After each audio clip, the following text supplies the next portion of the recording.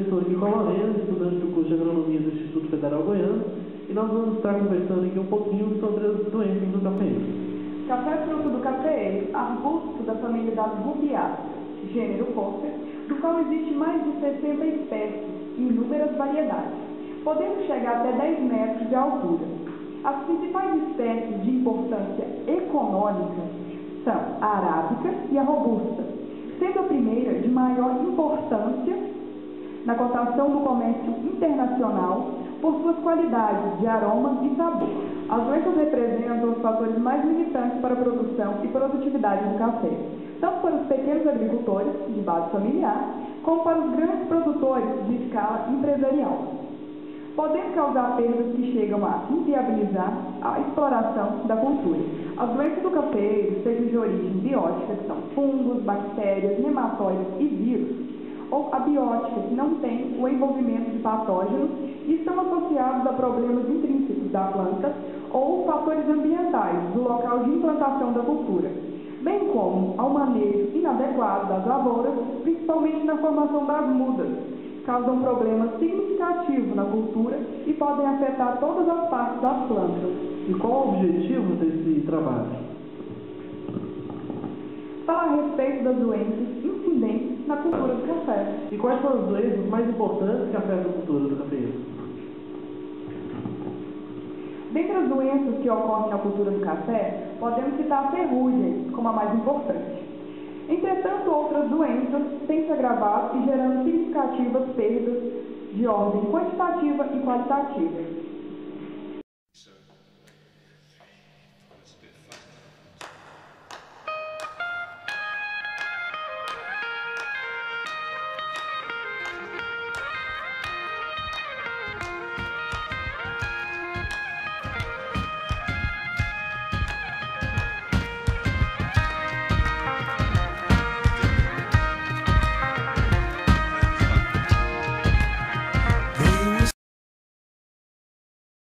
É uma doença foliar que inicialmente causa manchas cloróticas translúcidas observadas na face inferior do limbo foliar.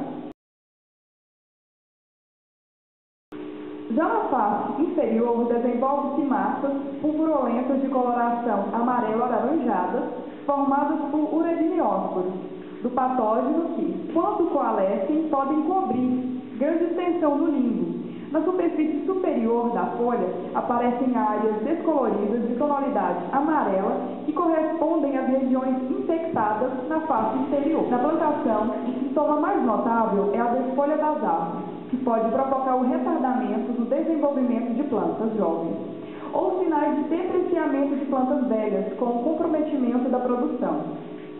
A desfolha ocorrida antes do florescimento, ela interfere no desenvolvimento dos botões florais e na frutificação. Por outro lado, a perda das folhas durante o desenvolvimento dos frutos leva à formação de grãos anormais, afetando sensivelmente a produção. Essa doença é causada pelo fungo Emileia bastatrix, pertencente à família Purciniaceae, ordem Uredinalis, classe Basidiomycetes. As características que distinguem o gênero Emileia dos demais gêneros que possuem teleósteros unicelulares da mesma família são o hábito de esporulação através de estomas, esporos penicelados e reunidos em feixes e urediniósporos reniformes, equinulados dorsalmente e lisos ventralmente. É um fungo biotrófico que apresenta um ciclo de vida incompleto, pois até o momento as fases de pícnio e éfio são desconhecidas. O fungo produz dois tipos de esporos morfologicamente diferentes e com função distinta. O primeiro, mais comum, é chamado de urediniósporos. A disseminação ocorre pela ação dos ventos, pelas gotas de chuva, pelo escorrimento de água das margens do limbo para a superfície inferior, pelo homem durante a execução de tratos culturais e por insetos e outros animais que interferem em contato com plantas infectadas. A água é o mais eficiente agente de disseminação local. O controle químico da ferrugem é altamente eficiente, contudo deve ser bem planejado, evitando aplicações fora de época, Alguns fatores devem ser analisados para efetuar recomendações de controle. O período mais favorável à doença, que geralmente vai de dezembro a abril. A carga pendente, que afetará significativamente a suscetibilidade da planta. O clima poderá mudar o período crítico de infestação. O percentual de infestação, a densidade de plantio, o nível tecnológico dos produtos, entre outros.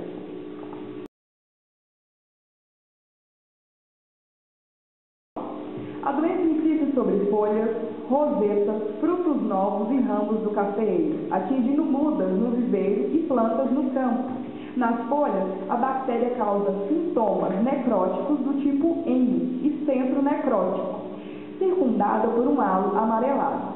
As lesões distribuem-se por toda a superfície foliar, sendo mais frequente nas bordas das folhas, por onde a bactéria encontra maior facilidade de penetração, através de ferimentos causados por danos mecânicos, manchas de coloração pardo escura e centro necrótico, circundada por um halo amarelado.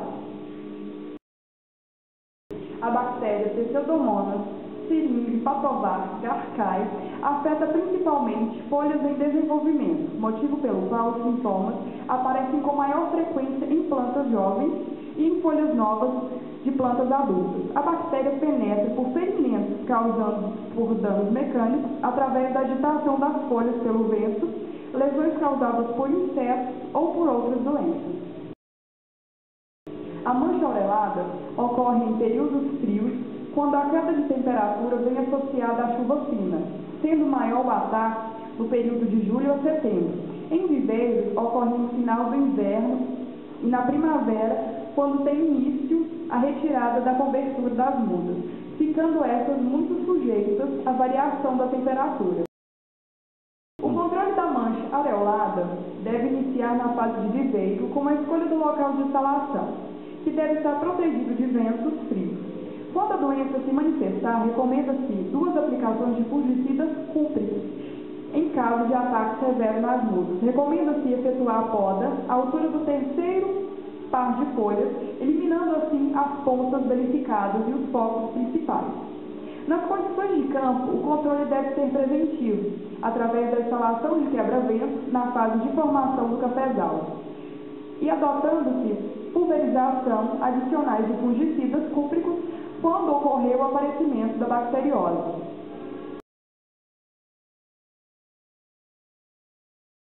Os sintomas característicos são manchas cloróticas nas folhas, geralmente em formas de anéis concêntricos que se espalham junto às nervuras, amarelecendo gradualmente e provocando a queda prematura das folhas e, consequentemente, a desfolha gradativa das plantas.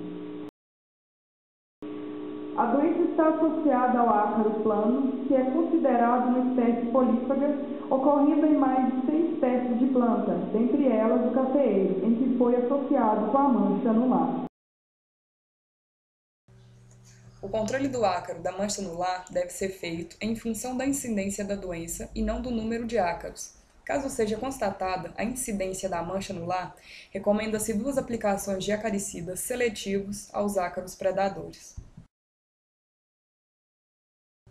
Há necessidade de prevenir e controlar doenças que incidem no cafeeiro para que não seja afetada a produção e a qualidade dos grãos. Portanto, essa revisão literária traz referências para um manejo adequado dessas doenças, visando o menor impacto ambiental possível, melhorias na qualidade dos grãos devido a exigências do mercado consumidor.